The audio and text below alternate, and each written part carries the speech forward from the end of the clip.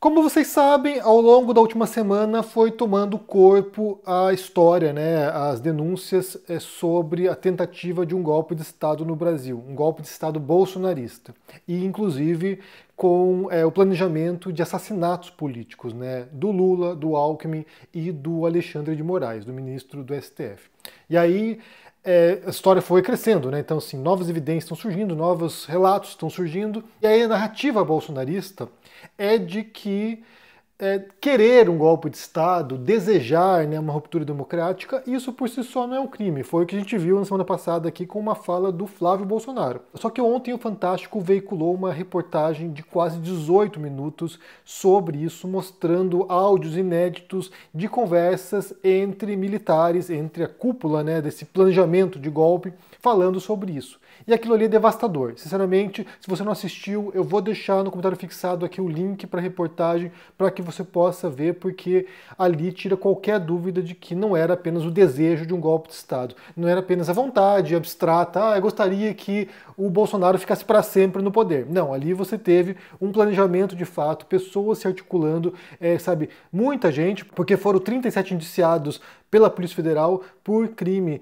de golpe de Estado, sabe, com planejamento para ruptura democrática. Então, assim, o negócio é bem grave mesmo e agora me parece incontestável. Isso aqui desmonta completamente a narrativa bolsonarista de que não havia uma intenção real de prática para isso e de que não envolvia o Bolsonaro, porque acho que o que mostra também essa reportagem, esses áudios também revelam, é que eles estavam em contato com o Bolsonaro e aparentemente só não avançou porque o Bolsonaro abortou, sabe-se lá por qual razão. Então, assim, alguma coisa aconteceu ali naquele meio tempo, né? Que isso aqui fala de novembro e dezembro de 2022, ou seja, após a eleição, após a vitória do Lula. Então, houve alguma coisa ali que fez com que eles recuassem. Mas o planejamento estava ali bastante avançado. E aí, só para que você entenda, né, o planejamento, como isso também configura crime, eu quero dividir com vocês aqui uma entrevista feita com um professor de Direito Constitucional, que é o Gustavo Sampaio, é um professor da UF, falando sobre isso, porque aqui também tira qualquer dúvida de que planejar um golpe de Estado faz parte da tentativa de golpe de Estado. Vamos ouvir juntos aqui a fala do professor Gustavo Sampaio. Explico sim, Leilani, e é necessário, vamos tentar falar com palavras claras, para traduzir a linguagem jurídica. Estão errados esses que dizem que não tem relevância penal, significado penal, a conduta daqueles que empreenderam o golpe. Não, não, não. Tem todo o significado e estamos falando de crimes, Leilani, gravíssimos, da mais expressiva gravidade. A confusão que está sendo feita é do seguinte teor. No homicídio, no crime de homicídio doloso, quem tem intenção de matar, os atos preparatórios, eles não têm a significação penal. Ou seja, se a pessoa apenas adquire a arma, municia a arma, mas não parte para a execução do crime, isso é, como o direito penal chama, um irrelevante penal, não tem significado. Mas se iniciou a execução, por exemplo, tentou desferir o disparo, errou o alvo, a arma falhou, tentou matar e não conseguiu por razão alheia à vontade do criminoso, temos crime, crime tentado, é a chamada tentativa de homicídio. Agora, no caso da abolição violenta do Estado Democrático de Direito e do golpe de Estado, conforme muitos especialistas em direito penal dizem, Leilani, nós estamos falando de crimes de empreendimento. O que significa isso? Que já é crime a própria colocação em prática do esforço para atingir aquele resultado.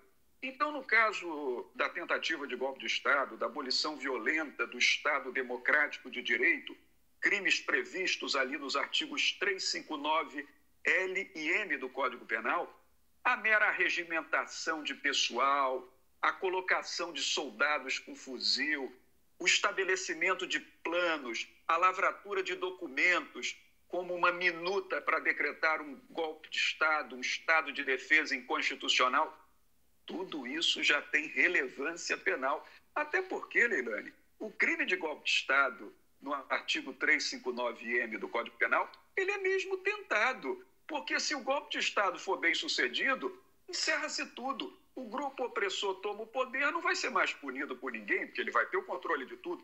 Então, o que se pune no golpe de Estado é a tentativa mesmo, é o emprego dos meios necessários para atingir aquele resultado.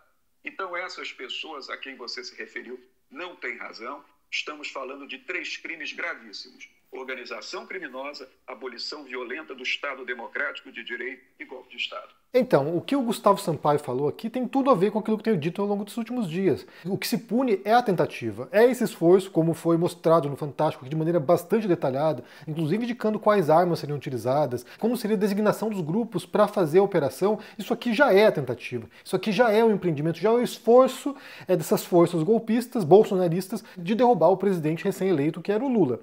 E aí, aqui, eu vou voltar, inclusive, a umas hipóteses que eu levantei, né, anos atrás, em relação a como seria um regime militar bolsonarista, porque não me parece que os militares estavam muito dispostos a obedecer ordens do Bolsonaro. Eles queriam usar a popularidade do Bolsonaro, queriam usar a imagem do Bolsonaro, que tinha essa penetração na sociedade brasileira, uma parte grande pelo menos, para legitimar esse golpe, mas eu realmente duvido que eles manteriam o Bolsonaro como o chefe de Estado, como, sabe, o cabeça desse golpe. Acho que seria usado no começo, mas depois seria limado também, porque é esse incompetente completo, né? Essa abominação, como a gente falou aqui inúmeras vezes.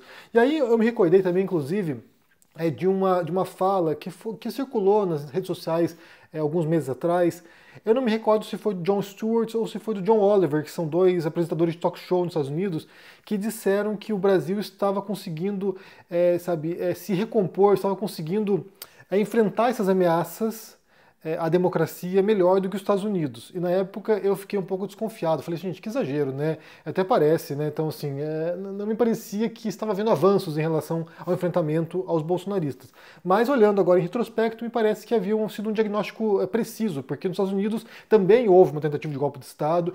O Trump sofreu impeachment por isso. Ele não foi punido por causa disso, mas sofreu impeachment no que seria equivalente à Câmara dos Deputados deles lá, né? Que é a Casa dos Representantes.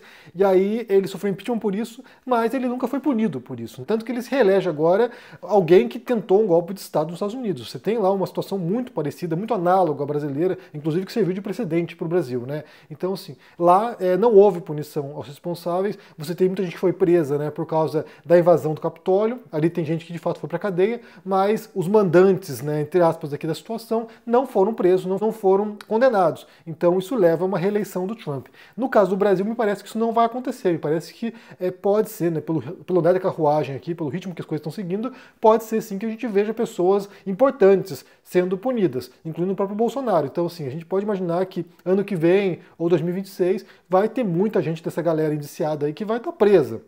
E isso vai, em parte, neutralizar um pouco esse espírito golpista, porque vai mostrar, olha só, se você tentar isso, você vai ser preso, você vai ser punido, embora tenha todo esse processo, né, todo esse rito, basta pensar que foi 2 anos atrás isso aqui, né? Então, assim, 2 anos para ser indiciado, sabe-se lá mais quanto tempo para ser processado e condenado, eventualmente, né, caso venha a ser condenado.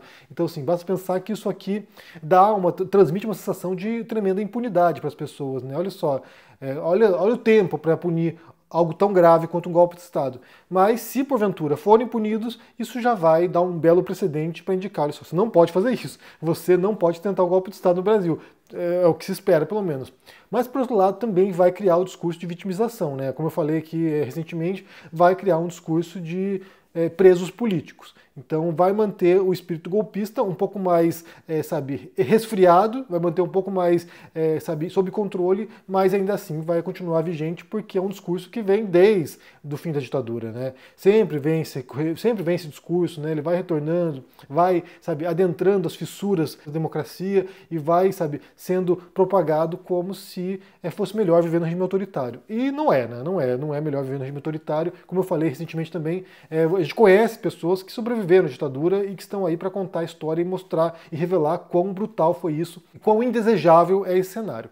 Mas, de qualquer maneira, a reportagem ontem no Fantástico foi muito importante porque mostra o passo a passo e conversas, né, como eu falei aqui, áudios de figuras envolvidas nessa tentativa de golpe de Estado. Então é muito importante que isso venha à tona e, como eu falei, isso aqui vai revelar as entranhas do bolsonarismo. A gente vai descobrir no andar desse processo aí, com as evidências que vão surgir, com as informações que vão surgir, a gente vai descobrir descobrir coisas muito relevantes e muito assustadoras sobre quão perto o Brasil esteve de um golpe de Estado. Eu recomendo que vocês vejam essa reportagem, vou deixar o link aqui no comentário fixado, assista e me diga o que vocês pensam sobre essa situação, se vocês viram a reportagem, o que isso causou em você, né? Quais emoções causou em você, o que isso levou você a pensar. Deixe aqui embaixo no comentário, deixe o joinha, se inscreva no canal aqui, ativando o sininho, isso é muito importante para ajudar aqui no engajamento, se torne um membro para dar uma força e se cuide por aí. Um forte abraço e até mais. Tchau. O mundo está um caos, à beira do abismo, e poucas pessoas sabem explicar o porquê dele estar um caos. O ICL tem uma grande novidade para vocês. No dia 28 de novembro, uma quinta-feira, às 8 horas da noite, a gente vai lançar o próximo passo da nossa revolução. A pós-graduação reconhecida pelo MEC do ICL. Uma parceria com a FESP, uma das maiores escolas do país, onde estudaram Florestan Fernandes, Darcy Ribeiro, Sérgio Buarque de Holanda e tantos outros nomes. Para você saber quais cursos serão oferecidos, as condições e os professores que irão ensinar as matérias, o encontro é no dia 28 de novembro. Mas já pode comemorar, porque é um passo que todo mundo estava esperando que fosse dado pelo ICL. Vambora!